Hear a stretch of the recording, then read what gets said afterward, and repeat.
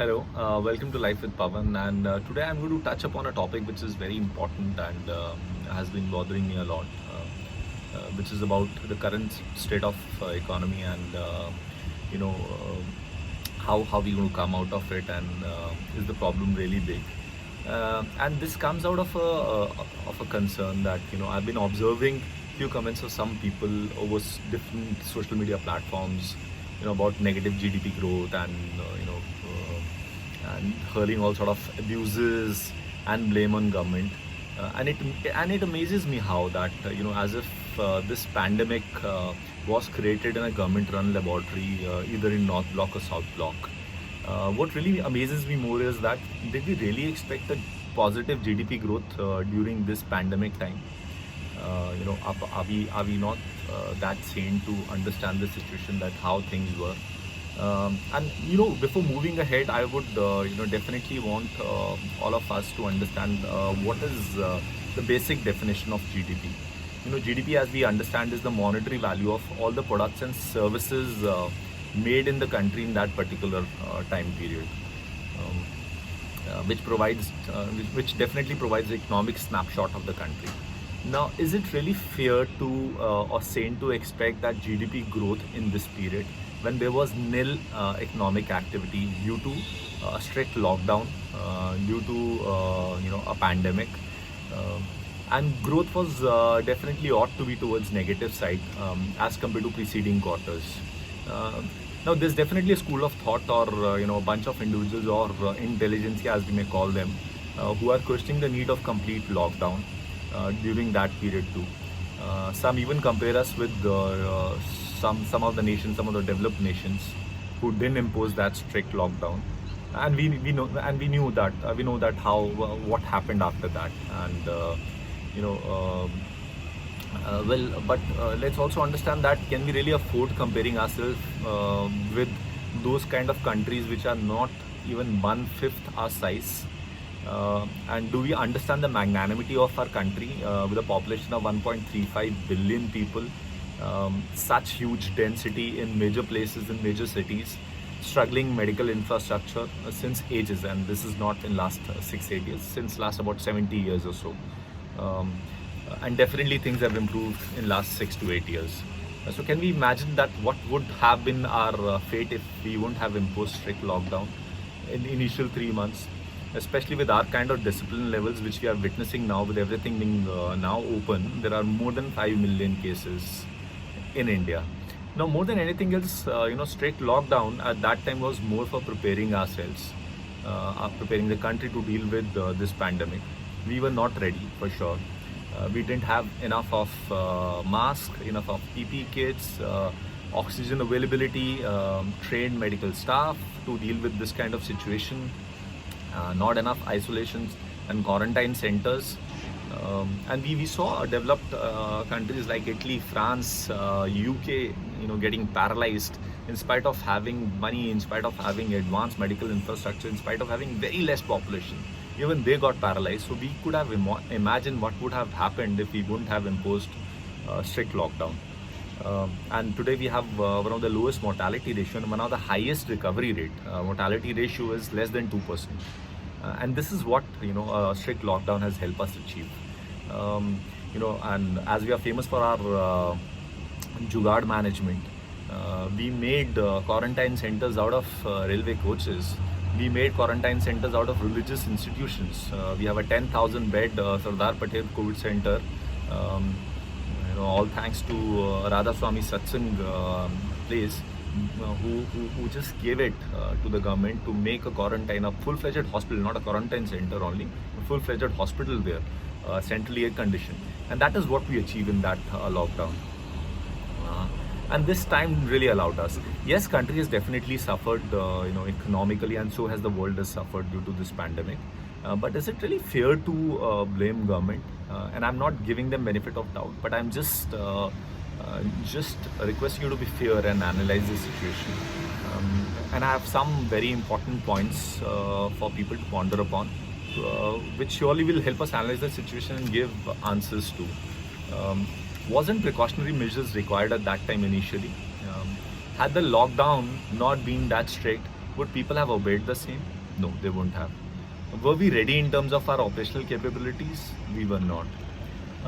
We are still a developing economy. We have to understand that with such huge population and major population still reeling under poverty, extreme poverty. And when we say extreme poverty, there's a matrix which says that anyone who's earning less than 40 rupees average, rural and urban combined, less than 40 rupees a day is considered to be below poverty line, extreme poverty. Now, can we really expect in a country of 1.35 billion people with having major population who are poor, not below poverty line, who are poor? Can we really expect from government with our kind of resources to deposit huge chunk of money in everyone's account, as some people started expecting, should get 1 lakh rupees credited into our accounts, and that is what US has done or UK has done. Well, they have also been very conservative in giving whatever they have given. But in a country like us, it was really insane to expect those kind of sorts. And we aren't an economic superpower. We have to understand that. And yet government announced a 20 lakh crore worth of package, Atmanirbhar package.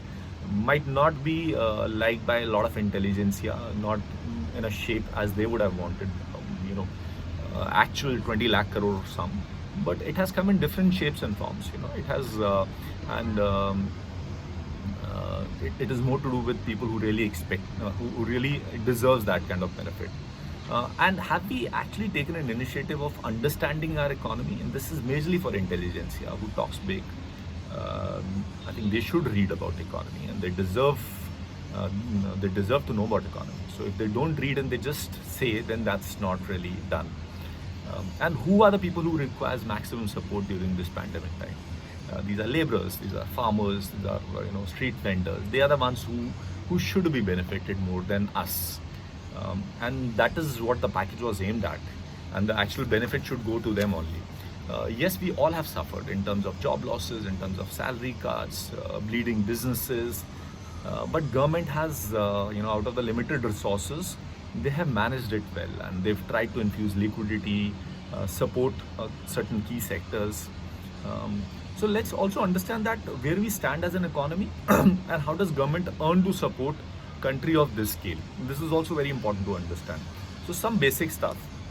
Won't get into a complicated detailed stuff because I think I would try to cover that in my detailed blog. We are fifth largest economy as per nominal value. 2.94 trillion as per the last fiscal data, and third largest in terms of purchasing power parity, 10.57 trillion. Now this is as per the last fiscal data. Though we are fifth largest economy or third largest by PPE, but in terms of our per capita GDP, we are close to about $2,000. While UK, which is below us in terms of actual GDP value, is sixth largest, 2.83 trillion worth of economy, but has a GDP per capita of $42,000. Now imagine, and US being the highest, 21.44 trillion economy, has a GDP capital of more than $60,000. Now you can understand how it affects the standard of living, and this is courtesy our huge population, mammoth population of about 1.35 trillion. Now let's understand where does the government earn money from. Very important for us to understand. Two sources of revenue receipts. One is tax revenue, one is non-tax revenue. So tax revenue is direct tax, indirect tax. Non-tax revenues are the surplus of PSUs, profit of RBI, interest receipts of central government coming from different state departments and other things also. But major revenue is tax revenue. In last fiscal 2019-20, we got tax revenue of 232 billion and non-tax revenue of $44 billion. So as far as major tax chunk of tax revenue is concerned, we get 28% contribution from GST, 28% from corporate tax, 26% from income tax, and about 16% from central excise and customs. Now imagine in this kind of situation, wherein obviously there was no business activity, obviously the revenue of government also got hit with so much of job losses happening, business activity is not happening. So they also didn't earn money in that time. And now whatever planning they had done has obviously gone for toss. Now let's also understand, take a brief understanding of revenue versus receipt. For this fiscal 2021, government had planned a a revenue of 316 billion, and expenditure of 428 billion. Yes, more than what they were drawing, and that happens in case of all the countries, because we had a target of 44 billion as disinvestment target and about 100 billion as borrowings, different kind of borrowings. So fiscal deficit is definitely there, which is there in case of all the economies. So in our case, it is about a little higher, about 3.5 to 3.8%. Now, with struggling revenue receipts due to affected business, obviously government would be suffering too. Now, we are not a country which has huge revenue deposits or who can afford such unseen shocks. So, now imagine with this, our borrowings increases, and hence it affects the revenue of government. Now, with this kind of situation, can we really expect government to splurge money on its citizens and give, money to each and every citizen? They can't afford. We can't afford as a country that kind of soaps. And whatever they've done is really decent enough. Do we really, the same?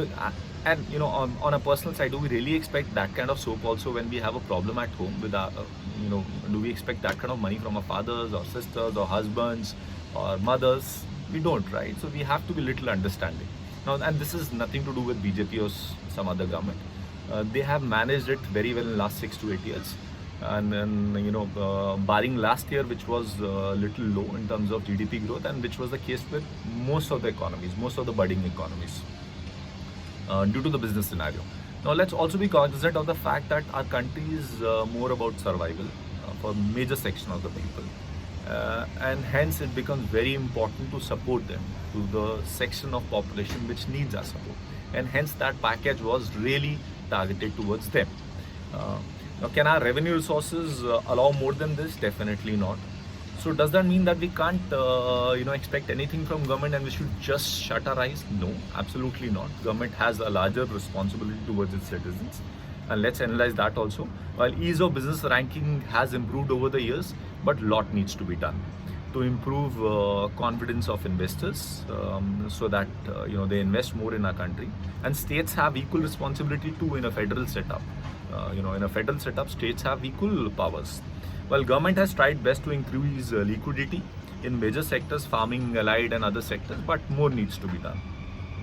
Manufacturing definitely requires a major push, and especially after the anti-Chinese sentiment, whatever China is doing, and government and the whole world is realizing that too much of dependency is not good on China. A lot needs to be done to establish this sector and establish a vision of next 10 to 12 years for this sector. And if we really want to envision a developed nation in next coming 10 years or 12 years.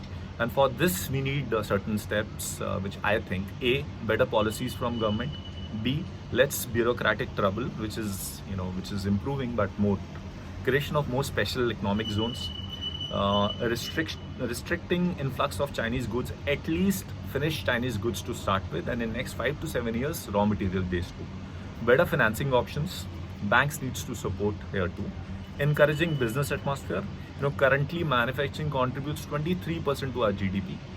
That needs to go up at least to 30% level, which is global average, or maybe more than that.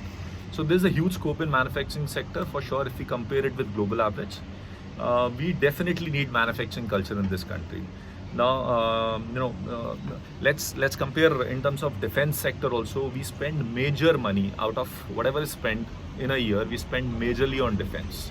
Now imagine after 72 years of independence, we are still spending majorly on defense.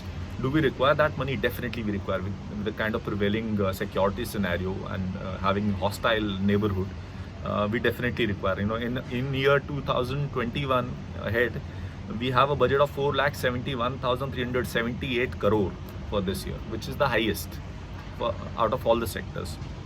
So we definitely require that, but we definitely need to move towards defense indigenization. We need to make more, we need to involve more private players, and that is what government is doing. They are involving more of private sector players. They are moving towards defense manufacturing, and hence we see a plant in UP coming up of rifles, of AKs, and we see government having discussion with a lot of private players to manufacture fifth generation planes also. So they are moving in the right direction. And it's only post Modi government took over that we started really focusing towards this area. Let's be very honest in there. So much more needs to be done, but definitely, another shameful aspect is that it really pains to see that so many Indians still adopting Chinese goods in spite of not only our weak economic scenario, but the kind of relationship we share with them. And we can't compromise with our sovereignty for sure. And it's utterly shameful. Well, yes, some people give weird logic of justifying the same too. But the least we can do is at least avoid finished Chinese goods, their phones, TV sets, and everything. That's the minimum we can do. Raw material based things we can't avoid overnight. It'll take some time. So we can't have Atmanirbhar India without the support of Indians. That's very important. So at one moment, can we unite as Indians, like Japan did post World War, and emerge as third largest economy in spite of being this much of size as compared to us, and they are worth 5.15 trillion economy.